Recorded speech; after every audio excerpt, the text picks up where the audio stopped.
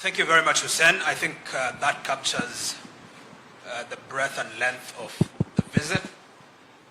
I think really what is important is that this state visit signifies a deepening in the relationship between the United States and Kenya, and the areas of partnership, particularly in the peace and security area, will be one of the major areas of focus. Aside from that, like Hussein has mentioned, there will be huge emphasis on trade and investment. And in particular in the area of trade, as you know, the AGOA framework that has facilitated commodities from the continent to access US market quota-free and on preferential terms is lapsing next year. It is important that that framework be extended or be amended in a way that facilitates expansion of access to the US market by African commodities. Again, I think just to mention, the focus will be heavy in the area of diaspora. We are very committed as government to expand diaspora remittance and diaspora's contribution to our economy. The enhancing diaspora's voice is critical to our engagement going forward, and the President will also spend time with our diaspora. I think on that basis, perhaps we could entertain a few questions. Yes, please. Introduce yourself and your question. Hello, good morning. Thank you for this. My name is Alban Tiroir, journalist for Radio France International. Could you please tell us when the Kenyan policemen will be deployed to Haiti, if it's expected next week? And also, some of our sources in Haiti told us that President Ruto might make a stop in Port-au-Prince. Is this confirmed or not?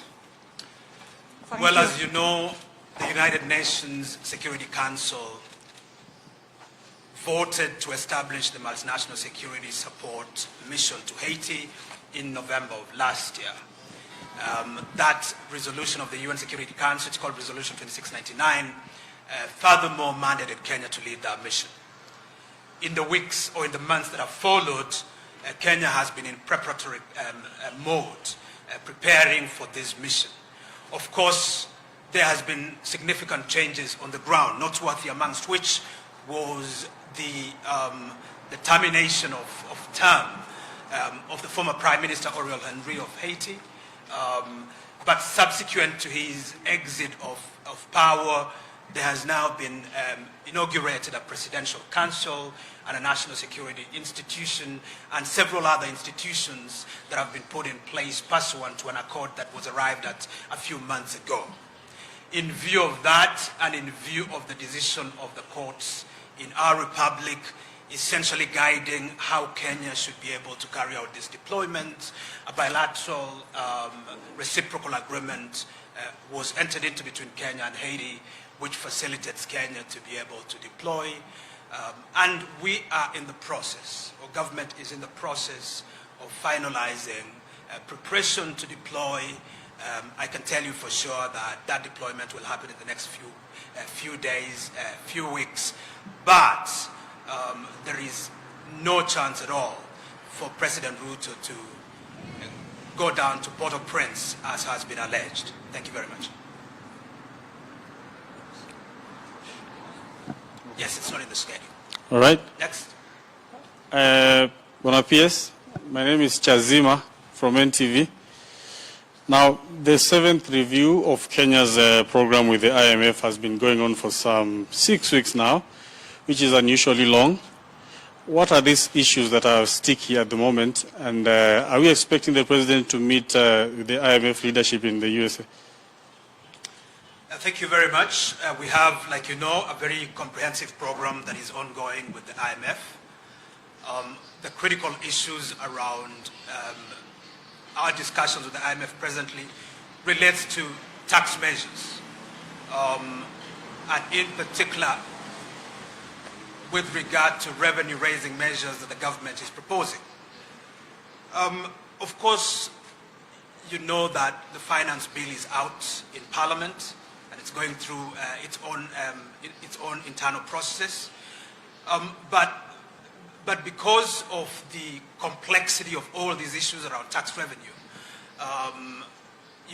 it's taken quite a long time for there to be consensus and agreement between Kenya and the IMF moving forward. But with regard to the trip, the President will engage robustly with President Biden with regard to the terms and conditions by which Africa accesses credit. One of the critical things facing the continent, including Kenya right now, is the debt burden. This debt burden is accentuated or exacerbated by the challenges around climate. Resources that countries on the continent have been borrowing, instead of those resources being deployed towards expanding infrastructure and providing social goods to citizens, a lot of those resources are being used to mitigate the challenges around global climate change. And so it is important for the world to come together around providing a much more enabling lending framework, not just for Kenya, but for the entire continent that is in dire debt distress. And so this is a conversation that will feature in the bilateral conversation with President Ruto, but certainly on the sides as well. It is very likely that the President will also engage with the IMF. Thank you. My name is Joel Chacha from K24 TV. President William Ruto will be visiting a country that is matured, of course, democratically. This comes at a time that the reports of the former President Uhuru Kenyatta being of course, intentionally appearing to be cash crunched, despite allocations to his office.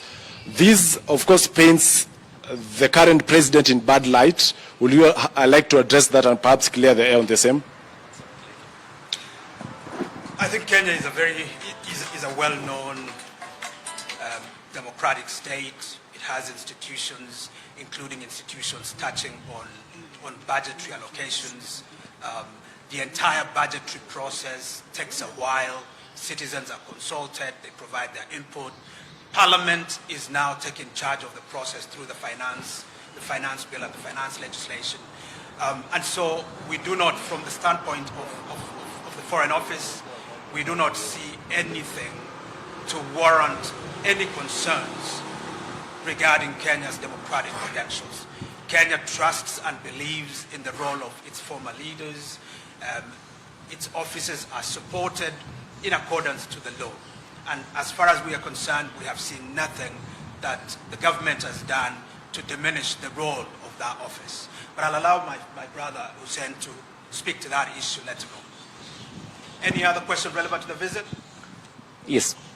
My name is Dev Kirui from KTN, and perhaps it's more or less related to what my colleague Chacha said. And it's in regards to when the head of state is out of the country, ideally the second in command is the person in charge. But there has been reports of strained relations between the two leaders. Perhaps you can clear there as well and tell us, is everything okay between the head of state and his deputy? Hussein will take that one. Any other question?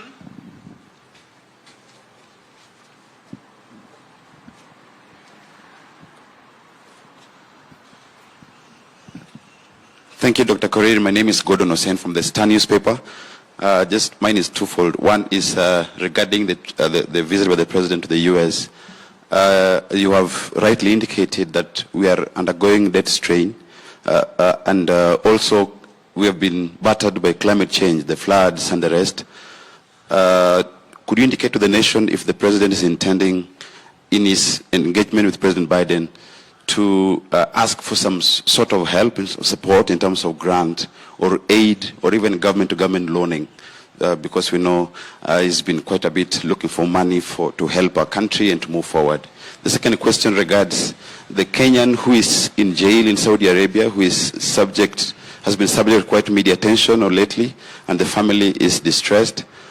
What is the government thinking on this, and has there been some intervention to ensure that even if he's been adjudged guilty in that other country, is transferred to serve jail time in the country? Thank you. Thank you very much. Certainly President Ruto will be engaging not just with President Biden, but with Congress and the Senate. And the whole idea behind these engagements really is to socialize the American policy constituency about some of the challenges that Kenya is facing, but also challenges that the continent is facing. But the president will not just talk challenges, he will also talk opportunities. This country has, and this continent has, immense opportunities. Opportunities that can aid in addressing some of the challenges that the world is facing.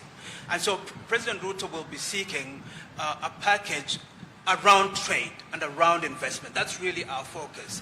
The belief by President Ruto is that through investment and through expansion of trade is how we can build resiliency within our economies, rather than by way of aid and short-term, sort of solutions.